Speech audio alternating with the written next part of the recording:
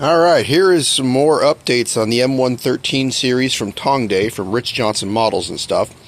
So here we have the Australian version. This thing is cool. Look at the little turret on this thing. It's kind of like a miniature Bradley. The M113 is kind of used around the world, sort of like how the US uses the Bradley, because it's a lot cheaper. It's got nice armor blisters on the sides, and it comes with a bunch of extra details. You can see here, it's got a huge piece of armor across the trim vane. That's the piece that folds down on the front when they go swimming. And there's that armor right there. Here's all the details that it comes with. A bunch of extra parts, different lift rings, different tools, different accessories.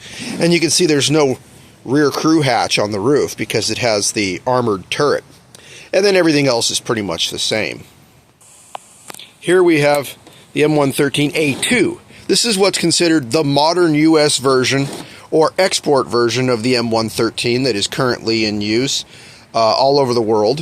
So it comes with a bunch of extra stuff. So you can see here on the details, they've got all kinds of packs and accessories. They've got an armored plate that they mount over the side. So here we go, look, there's the modern armor blister that goes on the trim vane that fits up front right there. And then look at this. Look at all these accessory packs. You know, it's been a long time that everybody's been waiting for tanks to come with accessory packs. Now, I make really highly detailed Alice packs and duffel bags. And because mine are 3D scans from real accessories, real backpacks, real duffel bags, that kind of thing, jerry cans. But these are pretty decent for coming with a ready-to-run tank kit. So look at all this neat stuff, and then you get under it here, and there's all tons of kinds of details. The drawback, they are still using European jerry cans, even though it's a US vehicle. So if you want good US jerry cans, you can come to me and get nice US jerry cans.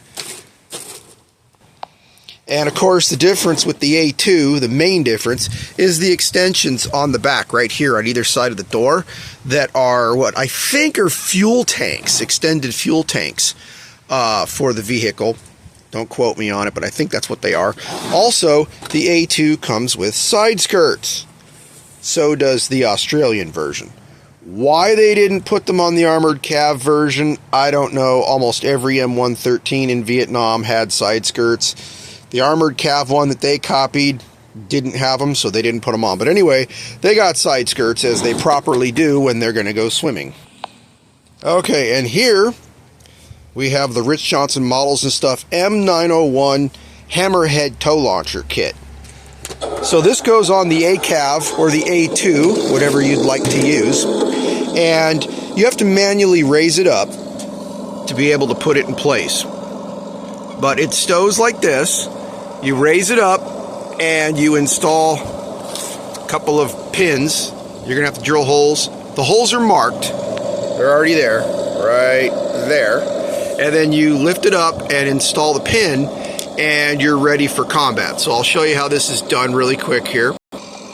Okay, so here I have the hammerhead tow in the elevated combat position, and I have a pin installed in the bottom and a pin installed in the top, and that holds the hammerhead in place. And then you're ready to go into combat. You swing it around and you can fire IR. Now, the cool thing about this kit is it is designed for IR combat. You can run the wires out of the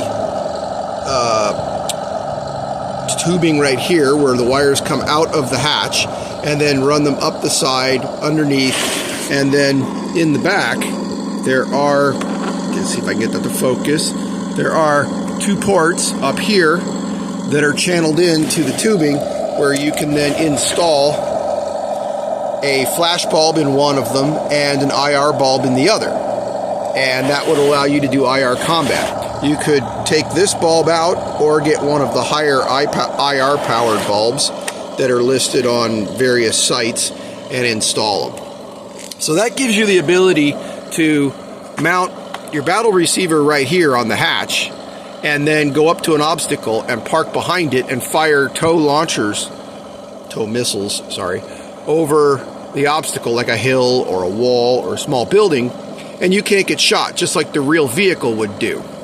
So, and they would drive around with the tow launcher up, but they wouldn't go full speed. They would drive at 5 to 10 miles an hour is what they were limited to. But again, another cool product from RichJohnson Models and Stuff, and these are $95 for these kits. And once again, here is the tow in the stowed position, and the commander's hatch opens, and you can run lights up through here and whatnot. I don't have it mounted, but there is a triangular bracket that glues anywhere you want along the skate rail for the machine gun, and then you mount the M60 on there because the M901 hammerhead M113 unit didn't have a 50 cal, they had an M60 mounted on there. So that comes with the kit, I just don't have it pictured. So this is the lineup right here from Tongde. What a great amount of products they are putting out. I got one more neat gizmo I'm going to reveal here from RichJohnson Models and Stuff, and that is a recoilless rifle. So the armored cav version in Vietnam, oftentimes they would remove the M60 machine gun that would go in this place right here, and instead they would mount the recoilless rifle right there, not in the same hole, but right next to it.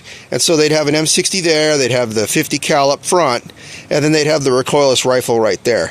Now, if you're going to do the armored cav version, and if you want to do IR battle, all you've got is machine guns, and you have an IR projector right there that goes boom when you fire it.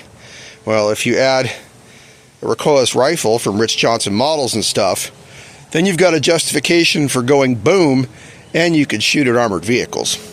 So that'll be up on my website pretty soon here, and they'll be ready to ship out, I'm hoping in a week or so. Anyway, there you go. There's another update from RichJohnson Models and Stuff.